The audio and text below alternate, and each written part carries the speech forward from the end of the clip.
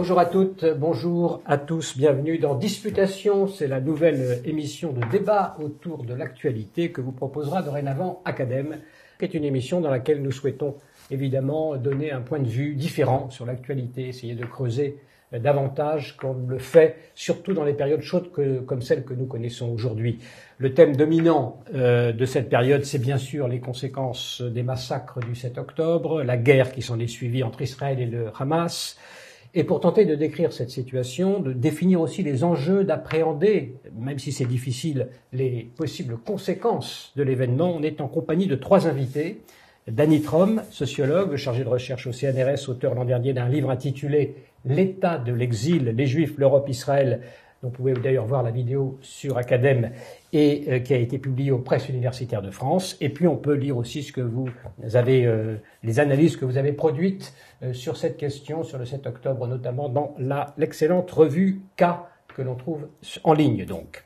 Régine Weintrater, psychanalyste, vous avez co-dirigé plusieurs programmes de recueil de témoignages de survivants de la Shoah et aujourd'hui, précisément, vous travaillez avec des rescapés Tutsis. Et puis, troisième invité, Maria Chadret, enseignante de Torah, vous êtes thérapeute, les habitués d'Academ vous connaissent puisque vous avez notamment commenté il y a quelques années la paracha hebdomadaire. Donc, bonjour mesdames, bonjour. Monsieur, événement qui est en cours, porteur donc de changements importants sans doute, à la fois pour Israël et pour le monde, puisqu'on voit qu'une fracture est en train de s'opérer à l'intérieur même de toutes les nations du monde, pour essentiel également peut-être aussi cet événement pour les relations entre Israël et les nations, et le reste des nations, la place d'Israël parmi les nations. On va tenter d'ouvrir quelques pistes de réflexion, mais je dirais que pour commencer, la dimension subjective reste sans doute assez importante, en ce sens qu'on n'arrive pas forcément très bien à cerner cet événement de manière rationnelle, de manière distancée, on est dedans, donc j'avais pensé que dans un premier temps, ça serait intéressant de vous entendre de manière subjective, c'est-à-dire que chacun d'entre vous nous rapporte son vécu personnel de ce qui s'est produit depuis ce qui s'est produit donc le 7 octobre jusqu'à aujourd'hui, jusqu'à même cette trêve donc qui a été annoncée il y a quelques jours. Bon, Danny Trom, peut-être, je vais commencer par vous. Vous demandez comment vous, personnellement, vous avez vécu cette période. Je vais parler peut-être du premier jour uniquement. Après, on aura le temps de rentrer dans l'analyse de ce qui s'est passé le 7 octobre et la manière dont il faut saisir cet événement.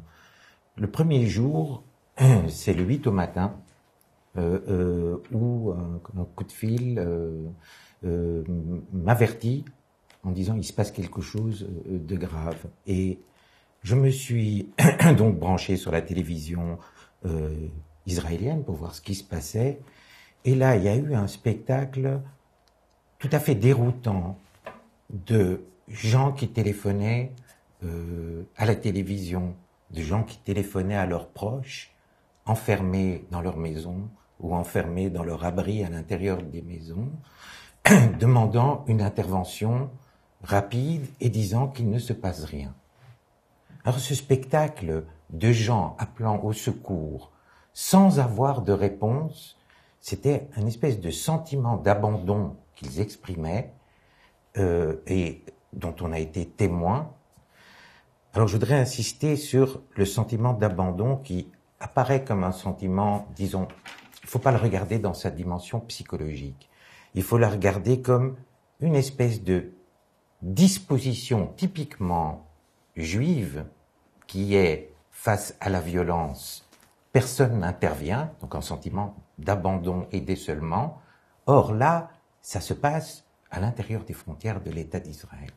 Donc, que peut signifier un abandon, une attente, des heures durant, des heures interminables, avant que l'armée ou les forces de police n'interviennent dans les localités qui sont prises d'assaut et qui commettent des massacres.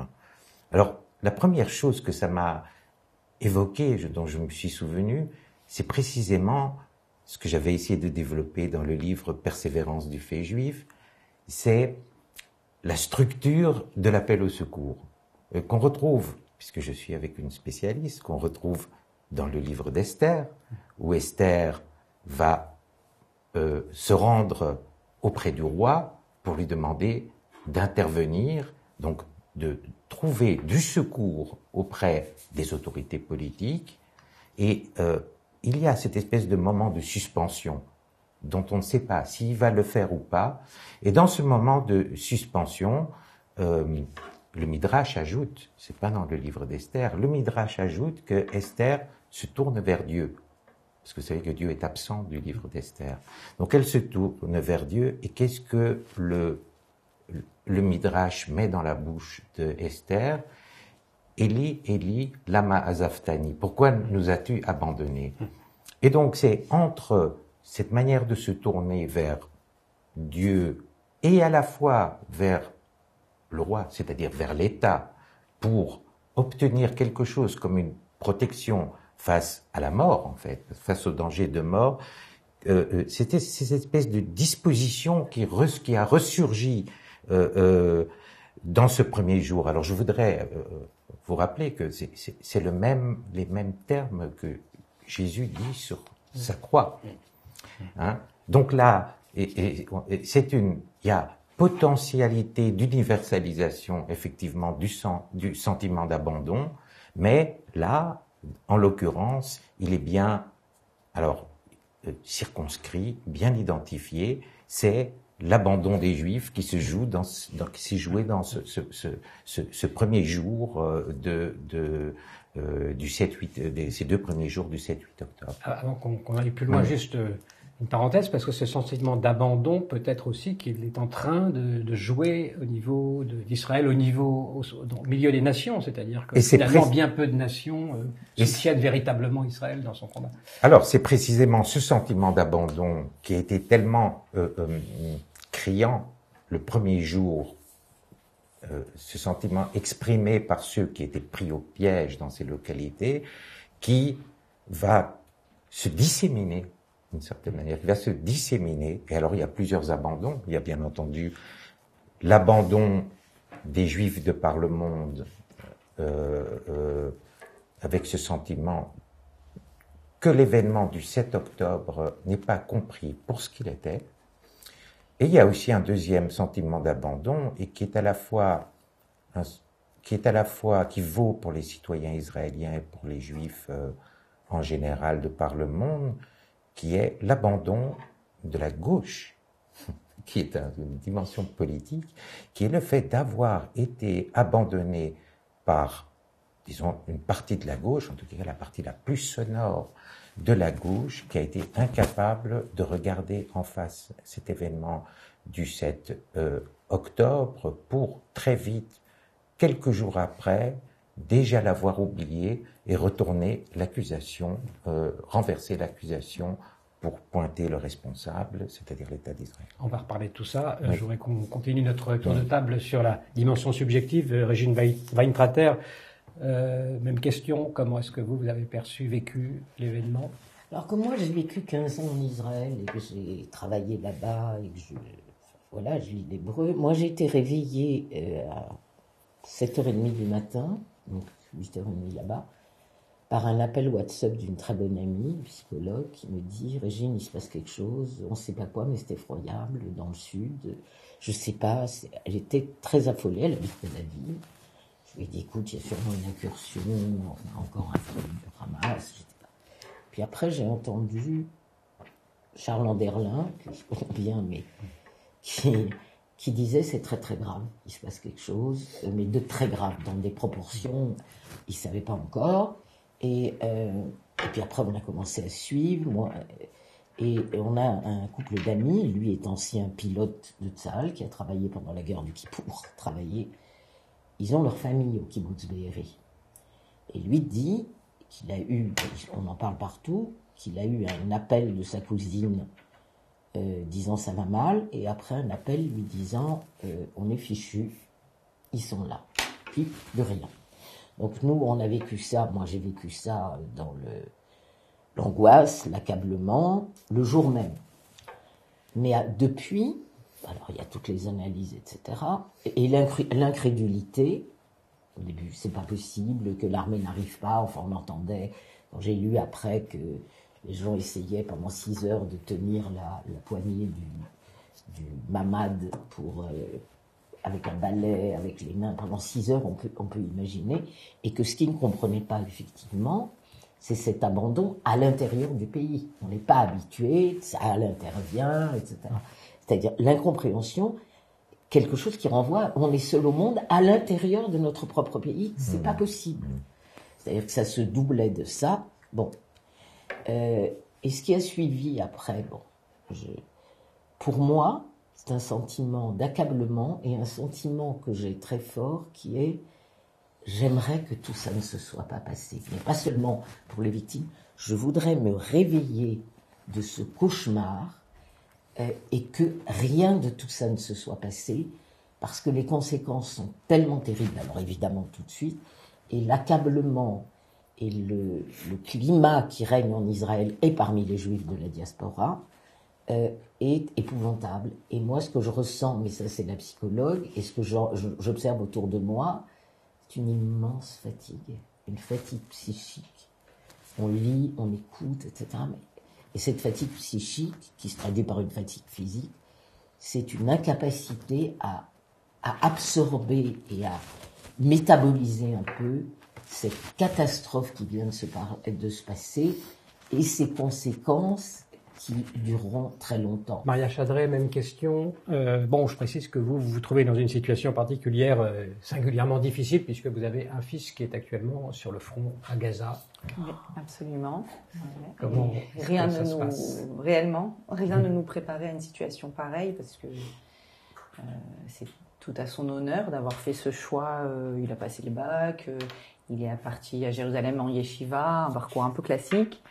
Et puis au bout de 2 ans et demi, il s'est pris en main. Il a réfléchi sur son avenir. Il voulait faire des études et puis il nous annonce, ce que je dois faire, ce que je me dois de faire, c'est de servir à l'armée. On l'a accompagné, on était très émus. On connaît très peu ça. Enfin, en tout cas, moi, dans ma famille, personne n'avait jamais fait l'armée. Je n'étais absolument pas familière.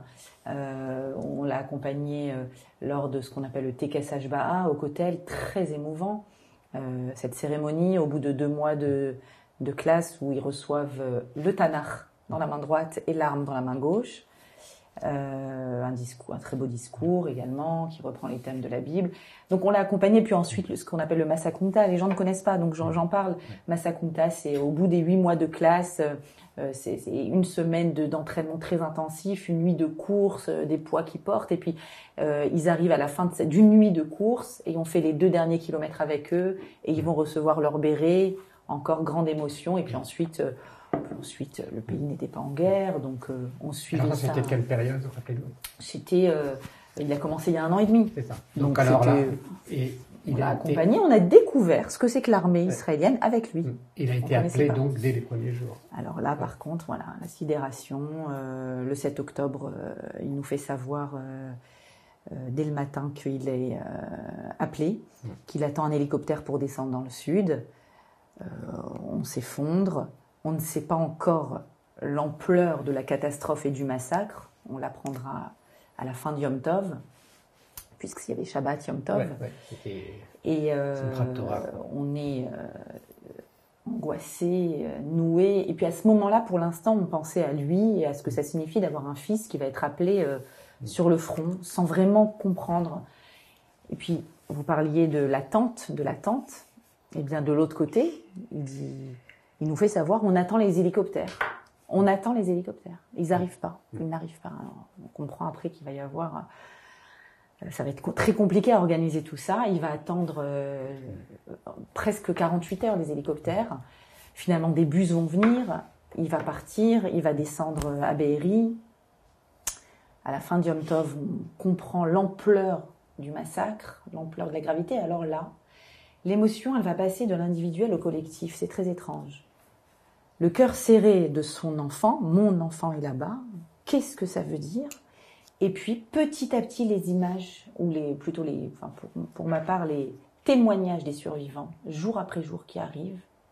Et là, la réactivation, c'est vrai. La réactivation, j'ai envie de dire, transgénérationnelle de ce qu'on a vécu, nous, notre famille, dans la Shoah. Je pense notamment à ce témoignage de cet enfant qui se cache dans l'armoire avec sa petite sœur et qui la protège. de cet autre enfant qui refuse d'ouvrir, même à l'armée israélienne, parce qu'il ne fait pas confiance et qu'au téléphone, on lui a dit n'ouvre à personne. Et donc, cette réactivation de la désolation, c'est un abîme, c'est une sidération. Et en même temps, mon fils là-bas. Et alors, une sorte de va-et-vient. J'aurais bien aimé qu'il aille, à l'époque de la Shoah, qu'il aille les sauver. Là, c'est possible. Il y va. L'angoisse, la peur, la sidération, voilà. Et puis, ça met beaucoup de temps, une très grande confusion psychique. Hein. Ça va me prendre des jours ou peut-être des semaines à mettre des mots sur les émotions. C'est que très récemment que j'ai réussi à écrire un petit texte. Une très grande confusion. Immense. Merci beaucoup. Je crois qu'effectivement, ce qui est intéressant dans vos témoignages, c'est qu'ils se recoupent chacun de la manière dont vous l'exprimez différemment, mais on voit bien que la thématique est vraiment semblable, fait écho à cette sensation d'abandon. On va abandonner les témoignages personnels pour essayer quand même de rentrer davantage dans l'analyse. La première thématique que je voudrais aborder, c'est tout simplement... si on regarde cet événement du 7 octobre et ce qui s'est produit après, comment est-ce qu'on va pouvoir nommer l'événement? Comment est-ce qu'on peut qualifier ce choc du 7 octobre? Régine Weintrater, vous avez peut-être, si vous voulez bien commencer sur ce point. Un nom. Je crois qu'il y a des périphrases. D'abord, en Israël, on l'appelle Octobre Noir, mais ce ne sera pas le nom définitif, je pense. La guerre, le génocide, il y a des tas de mots qui volent ici et ailleurs. Et on essaye d'ailleurs d'éclaircir les notions, parce qu'il y a beaucoup de choses qui se disent. Est-ce que c'est un génocide? Est-ce que c'est un massacre? Est-ce que c'est un crime contre l'humanité? Est-ce que c'est un crime de guerre? On essaye d'y voir un peu clair, c'est un massacre, ça c'est sûr. Comment le qualifier? Je lisais hier un article de Liliane Kandel, qui est une féministe, une femme comme ça, d'un certain âge remarquable, qui disait, voilà, maintenant il le qualifie de féminicide, mais quelle ânerie! À cause des femmes qui ont été tuées et violées, ça n'est pas un féminicide. Ça a été pris dans un massacre. Les femmes ont reçu un traitement comme souvent dans ces cas-là, le viol comme arme de guerre, mais c'est pas une guerre non plus. Et puis en face, guerre de résistance, etc. Donc vous parliez de la confusion. La confusion est grande. Je pense qu'il faudra attendre. Quelque chose va s'imposer. Je me souviens que quand j'ai dit à mon ami au téléphone le 7, dis donc, comme c'était quand même l'anniversaire, si je puis dire, de Kippour, je lui dis, c'est Kippour qui recommence. Elle me dit non. Elle me dit, c'est la guerre d'indépendance. Parce que c'était pas du tout la même chose. Il y avait des incursions. Et puis, tu sais, c'est la Shoah. Et puis, c'est les pogroms. C'est-à-dire, ça condense tout ça. Trois événements ou types d'événements. C'est-à-dire, on peut pas dire c'est Kippour, parce que Kippour, l'élément de la surprise, oui, mais Kippour, c'était désarmé. 48, effectivement, il y avait toute la guerre d'indépendance, il y a eu toutes sortes de massacres, etc. Et les pogroms. Et donc, comment regrouper tout ça sous un nom? Je pense que c'est pas le premier souci pour le moment, mais ça, on verra comment ça s'inscrit. Mais ça montre quand même que l'événement a une dimension un peu insoupçonnée. On ne sait pas trop non plus où il va, parce qu'il est en cours. D'abord, il est en cours encore. Alors là, on est vers la guerre. Mais c'est une guerre, mais la guerre est une conséquence. Et donc, ça aussi, ça ajoute à la confusion. Comment qualifier cet événement et comment il sera qualifié par la suite dans les livres d'histoire on n'en sait rien pour le moment, c'est trop tôt. Danny Trom, sur cette question.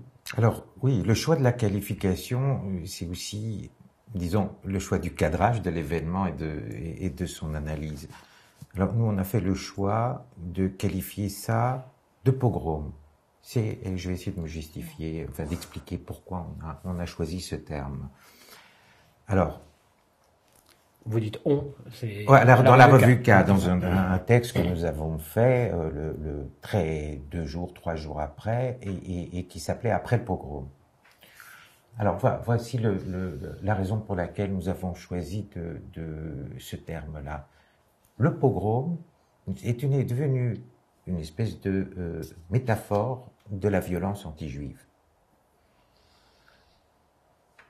en principe, et c'est là le cœur en fait de la réflexion et de l'analyse, l'État d'Israël, disons dans sa définition qui est souvent pas explicite, mais dans sa définition ressentie, à la fois assumée par l'État d'Israël et ressentie par les Juifs à l'extérieur, c'est le seul centre juif où la violence anti-juive est exclue. En fait, c'est ça le socle de la raison d'être de cet État. Or, l'événement du 7 octobre, qu'est-ce qu'on a vu? On a vu se dérouler une violence du type pogromiste, et je reviendrai sur la question violence de type pogromiste, à l'intérieur de l'État d'Israël, ce qui fait que cet État a été atteint par cet événement-là au cœur même de sa définition. Et c'est ça la sidération. Et c'est ça l'écho incroyable de cet événement du 7 octobre. Alors, maintenant, si on peut essayer de mieux comprendre l'onde de choc. L'onde de choc, elle tient donc à ceci, que dans l'Europe d'après-guerre, c'est-à-dire la séquence Shoah, création de l'État d'Israël, les Juifs ont vécu dans une espèce de situation qu'on peut appeler une espèce d'équilibre homéostatique, dans laquelle, d'une part, ils pouvaient rester en Europe, parce qu'ils avaient, après-guerre, une espèce de garantie juridico-politique de leur protection, et en même temps, avec la création de l'État d'Israël, la possibilité de, si cette garantie venait à défaillir, de pouvoir être évacués ou de pouvoir s'évacuer. Cela leur conférait une espèce de confort psychique, ou disons, ça faisait baisser leur anxiété, leur sentiment d'angoisse. Et donc, paradoxalement, la création de l'État d'Israël, souvent le présente comme une espèce d'État concurrent, hein, où il y a un problème de double loyauté, où les Juifs sont à la fois citoyens de leur État et en même temps il y a cet appel de l'État. C'est pas du tout comme ça qu'il faut le voir. La création de l'État d'Israël, paradoxalement, a permis aux Juifs d'Europe de rester les citoyens de leur État. Donc, c'est tout ça qui a voilà. Et ça, explosé. cette structure-là, qui était un équilibre fragile, parce qu'il y a eu quelques petits coups de boutoir, c'est cet équilibre-là qui a été atteint par l'événement du 7 octobre.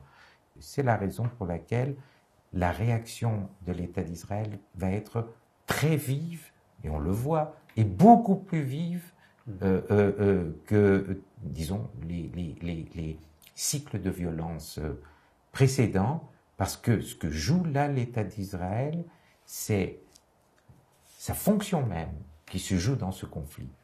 Sa fonction même qui se joue dans ce conflit, ce qui va conduire naturellement à une grande difficulté de modérer sa réaction face, disons, dans l'adversité, avec toutes les conséquences qui sont des conséquences, il faut quand même bien le dire, dont la population civile de Gaza va pâtir en premier. Maria Chadret, sur cette question de la qualification de l'événement, quelle formule-là, alors on a dit Kippour, la guerre d'indépendance, la Shoah, les pogroms, ça semble quelque chose qui soit hors norme par rapport à... C'est un événement en dehors de tout. Sans doute unique, oui, dans l'histoire du peuple juif. Je ne sais pas, vous qui avez une perspective longue, est-ce que vous... Alors, je suis assez d'accord sur la qualification du mot pogrom. Ce qui me touche, c'est le principe qu'une maison doit être un lieu de sécurité et qu'il y ait eu une pénétration dans la maison, au sens premier du terme, la maison, le lieu, un endroit où il y a papa, maman et des enfants, et la maison au sens plus global, Achi babaïs baolam, comme dit Elal. Vous êtes à la maison, vous arrivez à la maison. À la maison, on est censé être en sécurité. Et justement, c'est là qu'on va être obligé de réinterroger justement la nation refuge, puisqu'il semblerait que ce qualificatif n'est pas suffisant. En tout cas, il répond pas aux événements dont on est témoin. Donc, alors, si ce n'est pas par refuge, parce que bien souvent, on a vu par exemple des vagues d'Aliyah vers Israël, suite à l'hypercacher, suite à Toulouse, et on est allé se réfugier en Israël. Et on a dit, on a une armée très forte. Alors là, tout d'un coup, très grande leçon d'humilité concernant notre armée très forte, qui fait d'ailleurs écho à de nombreux textes qu'on a dans la Torah, cette fameuse phrase dans Enkev qui dit « Kochi ve'otsem yadi », c'est ma force, c'est la puissance de mon bras qui a fait tout ça. Donc c'est-à-dire s'accorder le privilège de dire « c'est moi qui ai réalisé tout ça et je suis capable de… » Et là, tout d'un coup, non. Il va falloir se repositionner, je crois, à sa place, en tant que individuellement et collectivement en fait. Il y a une sorte de retrait comme ça pour laisser place à autre chose de beaucoup plus grand, de très différent. C'est-à-dire au-delà de l'état refuge, qu'est-ce que ça signifie pour vous? Au-delà de l'état refuge, justement, on est peut-être juste en train de passer vers une nouvelle étape de ce processus. Je dis bien processus parce que il y a cette erreur souvent dans les consciences de penser que ce qu'on appelle communément la Géoula, la délivrance, le fait que les 2000 ans d'exil des Juifs éparpillés dans le monde va arriver à échéance, va arriver enfin, on va enfin être libérés, délivrés. Il y a cette idée erronée que c'est un événement qui arrivera d'un coup, qui viendra d'en haut, que le peuple juif est passif à cet événement. On va parler du Messie. Il y a toutes sortes de croyances autour de ça. Et en réalité, il y a notamment un texte dans le Talmud Brachot, Yerushalmi, qui dit que deux rabbins voient le soleil l'aube, le soleil qui arrive tout doucement, des rayons, et disent Kachi Geulatam shel Israël. Ça sera comme ça la Géoula, c'est un rayon après l'autre, tout doucement. C'est-à-dire qu'il va y avoir des étapes. Et la première étape, c'est certainement ça, c'est certainement le sionisme laïque, qui est l'état refuge, l'idée d'Herzl, qui est une idée formidable, et qui était une idée nécessaire, et qui ne suffit pas. On voit qu'elle ne suffit pas. Et d'ailleurs, ça va réveiller des tas de consciences, j'ai presque envie de dire paradoxalement, en Israël. En Israël et en France. En France, quand il y a des petites statistiques pour l'instant sur la question de la Aliyah, et moi je suis juif vivant en France qui parle, mais je sais que la question de la Aliyah ressurgit très fortement. Et vous disiez tout à l'heure, et vous, comment allez-vous en France et comment allez-vous en Israël? Donc les uns et les autres s'inquiètent.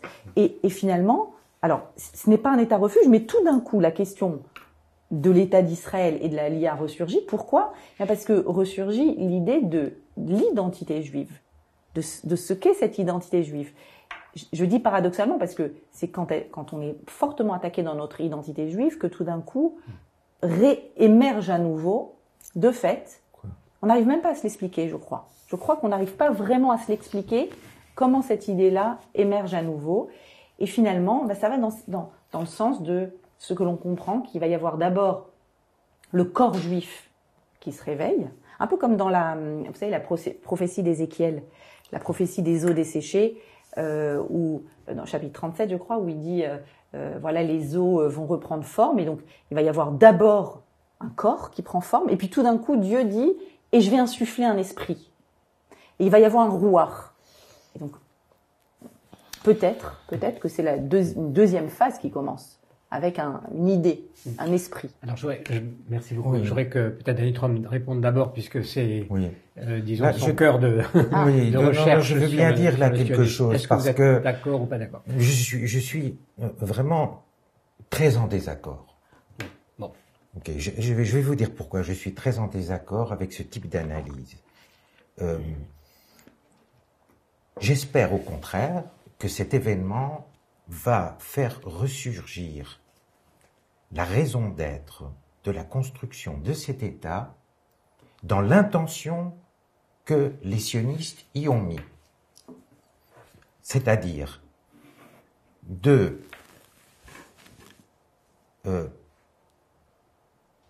fabriquer un lieu dans lequel les Juifs puissent être d'abord à l'abri et puissent être majoritaires et pour la première fois dans l'histoire des Juifs, c'est quand même un tournant incroyable, expérimenter la construction d'une société majoritaire. Maintenant, est venu se greffer quand même sur cette entreprise un élément que moi j'appelle un élément de anti-Haskalah. Un élément de anti-Haskalah qui est le sionisme religieux et qui a des interprétations de ce qu'est le sionisme qu'il faut absolument contrer parce que c'est elle qui conduit ce pays à la catastrophe. Bon. On l'a vu dans la crise. Non, mais maintenant c'est très important. Oui, je comprends. Ok, on l'a vu ici dans la crise. J'espère que la crise va montrer où se trouve précisément le point névralgique de l'État d'Israël. C'est pas dans des territoires, c'est pas dans un rapport fétichiste à la terre, c'est pas dans une espérance messianique qui va conduire les Juifs à la délivrance. L'État d'Israël, c'est un État qui entre dans le dispositif de l'exil, qui n'a pas du tout pour objet de mettre fin à l'exil, de pointer vers la fin de l'exil. Pourquoi pas ? Et pourquoi pas ? Parce que ce n'est pas comme ça que les sionistes, ceux qui ont construit cet État, l'ont constitué. Et ceux qui sont arrivés comme des passagers clandestins et qui ont semé ce germe contre lequel Scholem avait averti fortement, c'est-à-dire la possibilité de l'explosion à l'intérieur de la langue hébraïque d'un mysticisme et d'un messianisme destructeur quand il touche à la politique. Il avait mis en garde contre ça. C'est ça qui a provoqué la crise dans laquelle se trouve l'État d'Israël avant le 7 octobre. Donc, je trouve qu'il y a là, par exemple, demander à des soldats d'avoir le tanard dans une main et d'avoir l'arme dans l'autre, c'est une grave erreur. C'est une grave erreur. Il devrait avoir la déclaration d'indépendance de l'État dans une main et l'arme dans l'autre. Voilà. Bon, je crois que c'est ce point. On ne va pas poursuivre ce débat. Est-ce que moi, je suis moins virulente, mais je n'étais pas d'accord non plus avec Madame qui, pourtant, explique des choses tout à fait intéressantes. Je pense aussi que ça n'est pas venu sur rien. Voilà des années que nous sommes inquiets.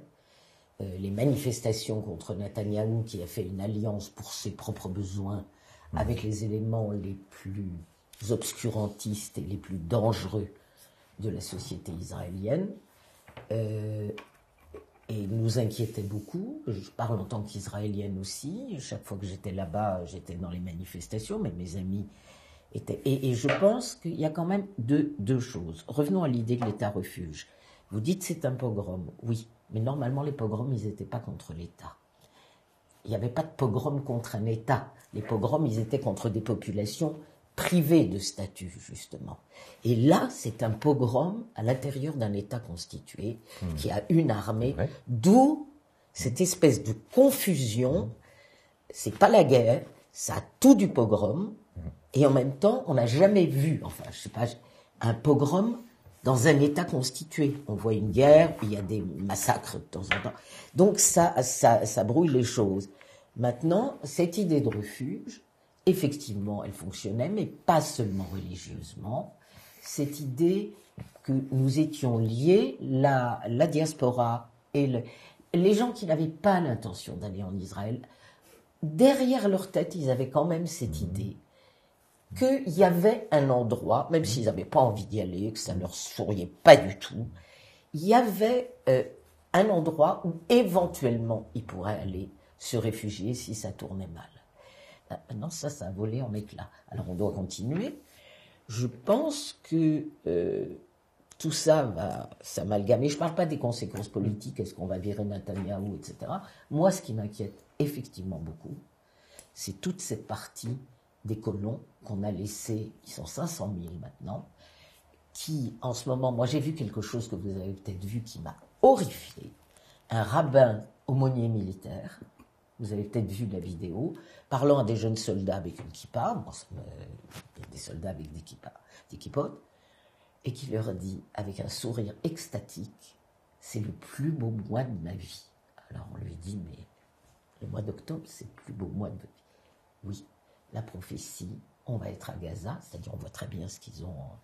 Et puis après, on va récupérer le Eretz Israël Hashlema, le grand Israël. Ça m'a fait froid dans le dos. D'abord, je me suis dit, mais il est fou cet homme, c'est le plus beau mois de sa vie. C'est le pire mois depuis la création, depuis la Shoah. Et il était vraiment sincère. Et moi, des gens avec une conviction messianique, soutenue politiquement, ça me fait très peur. Alors, cela dit, Maria Chadray parlait tout à l'heure d'une identité juive attaquée et qui finalement ressort en tant qu'identité, pas forcément en tant que projet messianique. Est-ce que là-dessus, Danny Trump, vous avez le sentiment que, au niveau identitaire, en tout cas, les Israéliens vont changer de logiciel, de curseur? Ce qu'on peut espérer, disons, je ne suis pas devin, mais ce qu'on peut espérer, c'est que cette expérience juive, qui n'a quand même rien à voir avec la Géoula, qui a à voir avec l'expérience contrariée des Juifs d'Europe, l'expérience de l'émancipation difficile et puis de la Shoah, que cette expérience, quand même, l'État d'Israël est l'enfant de l'Europe. C'est l'enfant de l'Europe, c'est l'enfant des échecs. De l'Europe de l'Europe à les protéger, à les intégrer. La dialectique est compliquée. Donc ce que j'espère, c'est que faisant une expérience proprement juive en Israël, ils apprennent à lire leur propre, puisqu'Israël n'a pas de constitution, leur propre déclaration d'indépendance, non pas comme saturée de valeurs juives, ça n'existe pas. Je veux dire, les valeurs juives, c'est celles qu'on a léguées au christianisme, c'est celles de toutes les religions monothéistes. Non, une expérience juive, c'est-à-dire l'expérience d'une minorité spécifique qui dispense à l'ensemble des minorités du monde et de la précarité des minorités du monde un message. C'est ça qu'il faut espérer qui résulte du 7 octobre et non pas des fantasmes de venue, de première étape, de seconde étape, de venue du Messie. Ce serait la chose la plus catastrophique. Alors, peut-être un mot sur la compréhension du conflit en cours maintenant. Parce qu'il y a un conflit en cours. Je veux dire quand même, la coalition actuelle au pouvoir et cela depuis pas seulement la coalition actuelle, tous ceux qui ne veulent pas résoudre le problème national palestinien ont toujours voulu cadrer ce conflit en disant que c'était pas un conflit national, que c'était un conflit religieux, que c'était un conflit de civilisation, avec le Tanakh dans une main. Oui, mais on voit que c'est pas un conflit national. Et voilà. Avec le 7 octobre. Exact, c'est là que je veux en venir. Et c'est pour ça que la situation est très compliquée. Il faudrait, c'était l'esprit d'Oslo, que ce conflit soit compris comme un conflit national, et ce qu'a montré cette attaque de Hamas, c'est d'une certaine manière une confirmation malheureuse de ceux qui disent que c'en n'est pas une, mais qu'en fait, sur ce conflit national, s'édifie un autre type de conflit. Et cet autre type de conflit, il est, on pourrait dire, international. C'est-à-dire, c'est un mélange de djihadisme internationaliste avec de l'antisémitisme mélangé, amalgamé, avec de l'antisémitisme européen importé. Je veux dire, voilà. Et donc, on se trouve à un autre plan de ce conflit qui n'élimine pas le premier, mais qui le recouvre malheureusement et qui fait que, naturellement, les perspectives d'une paix possible qui passe par un compromis territorial sont éloignées d'autant. Maria Chadray, sur cette idée de guerre religieuse, l'aspect religieux dans ces conflits, on voit bien que du côté du Hamas, qui sont quand même une émanation des frères musulmans, il est évident qu'il y a derrière, à l'arrière-plan, toute une doctrine sur le djihad nécessaire, notamment en Israël. Bon, est-ce que ça veut dire que vous, puisque l'agression est caractérisée de manière religieuse, est-ce que ça veut dire qu'il faut y répondre aussi de manière... Pas du tout. Non, pas du tout. Peu importe l'agresseur, à telle époque, on a tel agresseur, et à une autre époque, un autre. Et le nazisme, c'était il n'y a pas si longtemps, et c'est pour d'autres raisons, mais la manifestation est pas tout à fait la même, mais enfin, le résultat est le même. Non, il ne faut pas répondre de façon religieuse. Et le fait de voir dans chaque événement successif, notamment en 67, où c'était quand même un événement majeur, l'arrivée à Jérusalem, l'arrivée au Kotel, etc., pour la conscience juive générale, je pense qu'il n'y a strictement rien d'effrayant à voir une évolution du retour d'Israël dans sa terre et du retour d'Israël dans son rôle universel. C'est-à-dire qu'à travers les différents éléments auxquels nous assistons, qui sont étonnants, qui sont souvent sidérants, il y a quelque chose qui est de l'ordre d'un processus. Alors je vois mes amis ici être effrayés par l'idée de Géoula. L'idée de Géoula est une idée extraordinaire. C'est une idée qui dit que le peuple juif va de nouveau jouer son rôle parmi les nations et ne va plus être cette personne qui doit marcher courbée, qui doit vivre dans son ghetto, qui doit être vue comme la figure christique souffrante. Voilà, que Israël va non seulement retrouver de sa hauteur, mais également retrouver un rôle universel. Et c'est vrai que le rôle universel d'Israël passe par son particularisme et par le fait que, voilà, comme on dit, qu'Israël est hors la goïm, va être une lumière pour les civilisations. Eh bien, tout simplement, il va y avoir ici, moi je pense que justement, il y a quelque chose dans le fait. Peut-être que vous êtes effrayés par certaines personnes qui sont... C'est ça que j'ai entendu un petit peu, qui peuvent être des radicaux extrêmes ou politiquement prendre des positions... le regard, en tout cas, moi, que je porte à partir des textes, c'est un regard dans lequel il y a quelque chose qui se joue. Comment va-t-il se jouer ? Je ne sais pas. J'assiste, je regarde. J'essaye de donner du sens. Et le sens qui a l'air d'émerger, pour l'instant, c'est un sens dans lequel, non pas en opposition avec un sionisme laïque, mais en corrélation et en association avec un premier sionisme laïque, il va y avoir maintenant, ou est en train d'émerger quelque chose qui donne juste du sens, de l'intériorité. Voilà, tout simplement. Je vais demander la parole, mais je ne sais pas si je vais vous la donner vraiment. Faudrait. Ou pour quelques mots, parce que je sais pas. Oui, juste. Parce que bon, Maria Chadra a la Bible dans la main. Vous avez la déclaration d'indépendance. Non, je suis pas sûr qu'on va. Non, je vais parler d'autres thèmes aussi. Non, juste une petite réaction. Pour être hors la goïm, encore faut-il ceux qui veulent le traduire politiquement. Alors, lumière parmi les nations. Mais lumière parmi les nations, qu'est-ce que ça veut dire quoi, lumière? Ça veut dire justice. Lumière parmi les nations. Justice. Est-ce que justice, ça veut dire coloniser les territoires? C'est ça, justice? Donc, il faut quand même cesser de brandir des mots aussi grands que Géoula, quand concrètement, sur le terrain, il s'agit de faire exactement le contraire. C'est-à-dire de se montrer absolument indigne d'être la lumière des nations. Je voudrais qu'on passe au dernier thème parce que le temps court. C'est quand même ce qui se passe en Occident et dans le monde, la résurgence de l'antisémitisme aux États-Unis, en France. Régine Weintrander, j'ai envie de vous demander d'abord, vous connaissez bien les États-Unis aussi. Je connais un peu les États-Unis. Je suis pas une spécialiste. Bon, comment vous expliquez peut-être que cette onde de choc du 7 octobre a aussi dans le monde fracturé les nations, que ça fasse la une de tous les journaux et que les positions se radicalisent, se cristallisent. Vous savez, la colère évite la dépression. Donc, quand je veux aller mieux, je suis très en colère. Dieu merci, je suis très en colère parce que sinon, je serais au fond de mon lit, très déprimé. Alors, la colère, je l'ai tous azimuts. Et moi, étant universitaire, je ne sais pas si au CNRS, vous n'êtes pas tellement en contact avec des étudiants. Mais moi, ce que je peux vous dire, je ne suis plus à la fac, mais j'ai des collègues. Alors, les facs américaines et les collègues américains et les facs ici, Nanterre pour pas qui me disent qu'elles vont. Alors, les étudiants vont au cours la peur au ventre. Ils se font traiter de sales juifs, sales colonialistes, j'ai des amis professeurs qui n'étaient pas spécialement des juifs fanatiques, vraiment pas. Leur identité juive, ils la cachaient pas, mais enfin, c'était pas l'essentiel.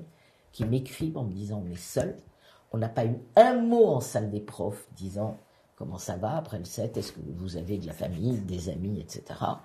C'est terrible. L'abandon, alors on parle de l'abandon, qui vient d'une gêne, alors, où les gens comprennent pas combien c'est essentiel, où les gens ne veulent pas dire oui mais pour pas vexer, mais le mais on l'entend dans le silence aussi. Oui mais. Alors là mais, comme a dit Johann Sfar, quand quelqu'un commence par mais, on n'écoute plus.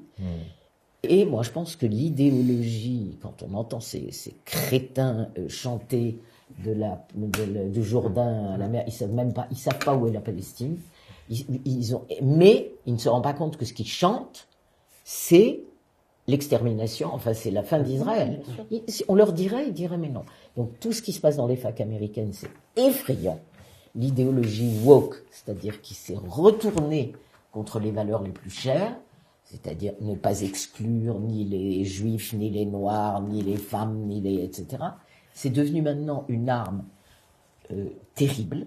Et c'est parmi ces milieux-là, je ne parle pas de l'antisémitisme de la droite qui a toujours existé, quand on dit retour, il s'était mis en sourdine. Moi. Je me souviens d'une caricature qui disait l'antisémitisme revient, je ne sais plus. Et l'autre disait, pourquoi il était parti? Exactement. Non, ouais, alors là, il s'exprime plus ou moins. Ouais. Mais là, il y a une justification. Et on le disait depuis des années, et je dois dire que j'étais naïve. On me disait, écoute, l'antisionisme tel qu'il s'exprime, c'est une nouvelle façon de passer entre les gouttes, la loi Guesso, etc., et de ne pas se faire taxer d'antisémite. Et je disais, mais vous voyez le mal partout, etc. Malheureusement, j'étais pas. C'est exactement ça. Dans les facs, dans les milieux intellectuels, ce qui est terrible, c'est cette trahison des intellectuels.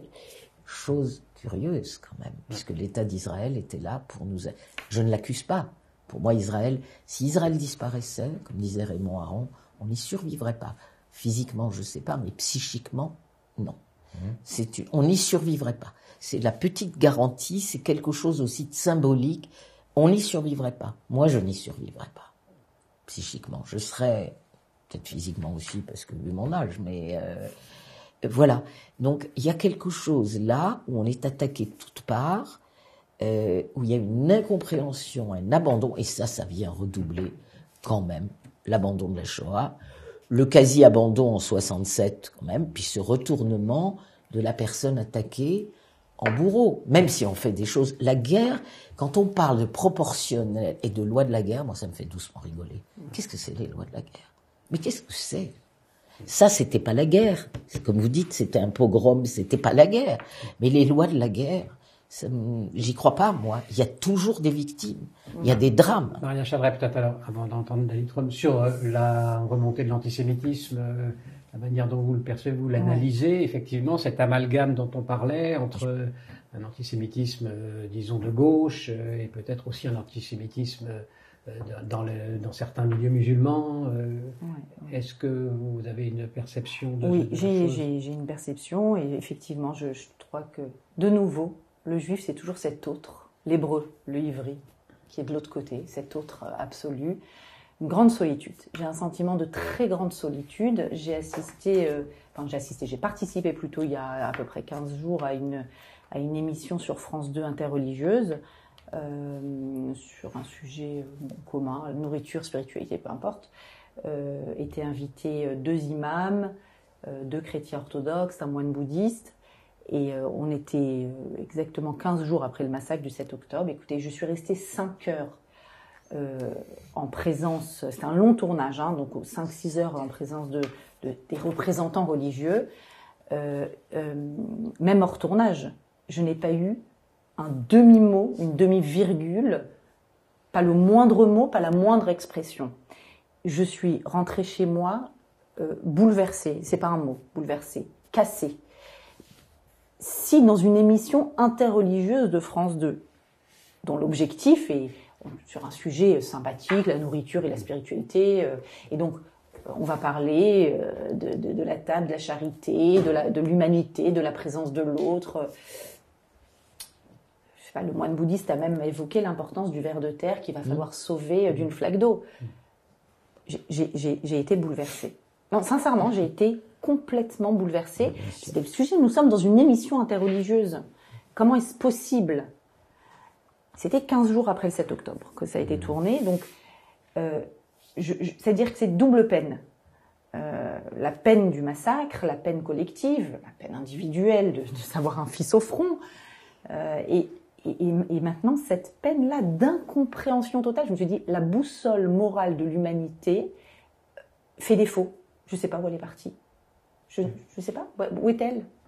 Comment on fait pour la retrouver? Est-ce qu'il n'y a pas une justice universelle, quelque chose de moral universel qui pourrait dire juste c'est abominable, juste ça.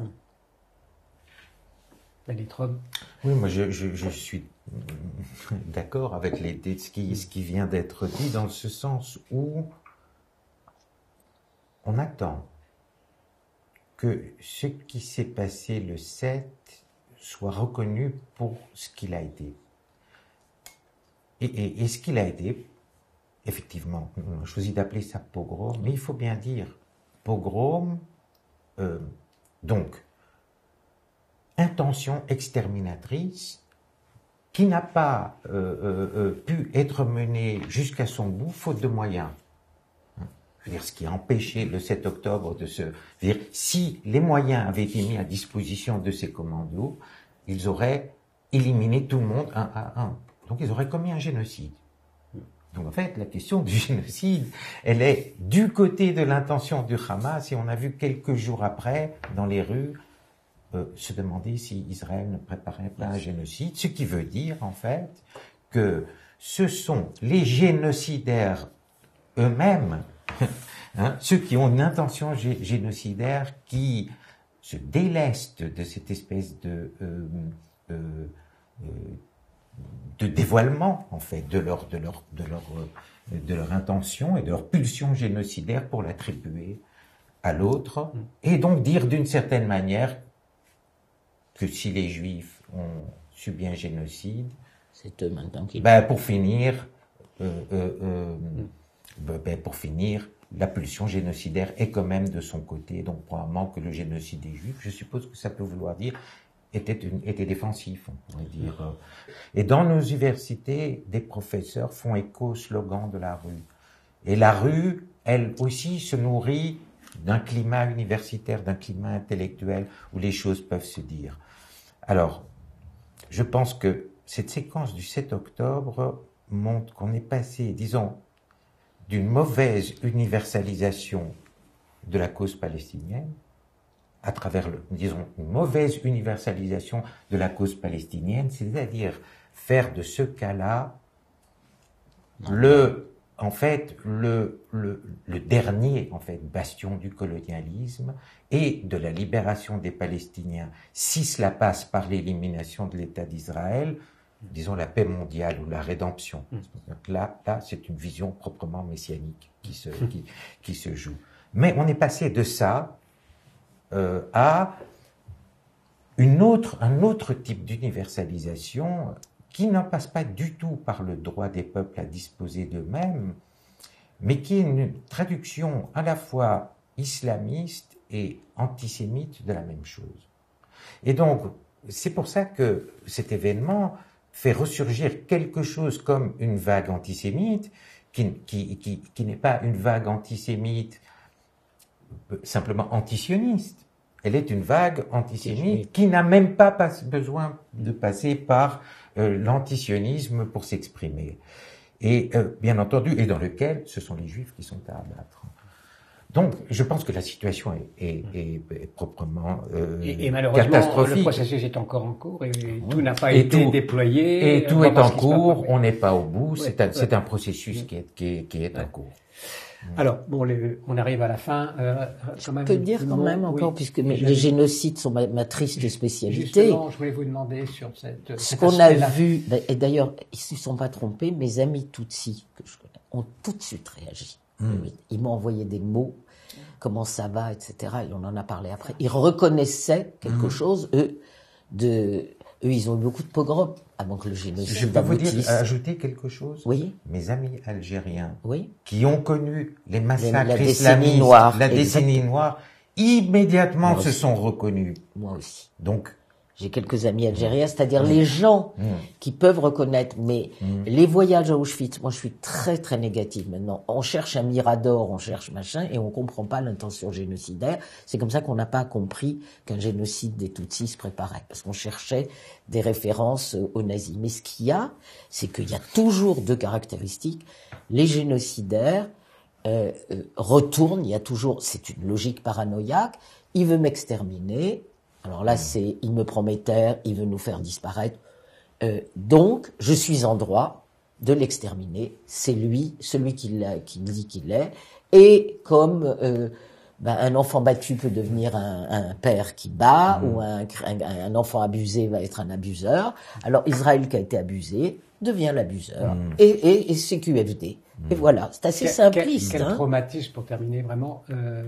Quel traumatisme a priori pour les Israéliens, notamment, bon, je parle peut-être pour les Juifs en général, mais pour les Israéliens. C'est pas les mêmes pour les Juifs et les Israéliens. Oui, pour les Israéliens, alors, évidemment, difficile de le savoir encore, puisque tout n'est pas... Mais il y a le court terme, il y a le moyen terme et le long terme. Moi, le court terme, c'est pas ma spécialité. Il y a des équipes qui interviennent avec des techniques de décondensation, de débriefing, d'être là, qui font un travail formidable.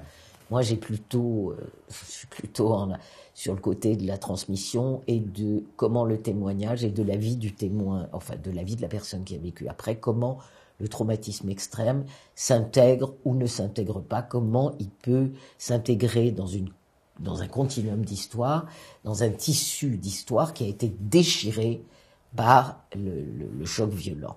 Donc je pense que là, je peux juste, à la lumière de ce que je connais et d'autres cas, malheureusement, dire que là, on est dans le court terme, on est encore dans la guerre, les otages sont pas rentrés, il y en a qui ne rentreront pas, il y en a qu'on retrouvera morts, qu'on croyait otages, on est en plein encore. Donc là, il y a du soutien extraordinaire, je dois dire, que la population israélienne dans son ensemble fait preuve d'une résilience et d'un soutien qui vient d'ailleurs combler les carences de cette bande minable, excusez-moi, qui est au gouvernement, qui est aussi une inquiétude parce que pour mener une guerre pareille, il faudrait avoir confiance dans les dirigeants. Or là, ça ajoute encore à l'inquiétude, parce qu'on voit qu'ils sont incapables.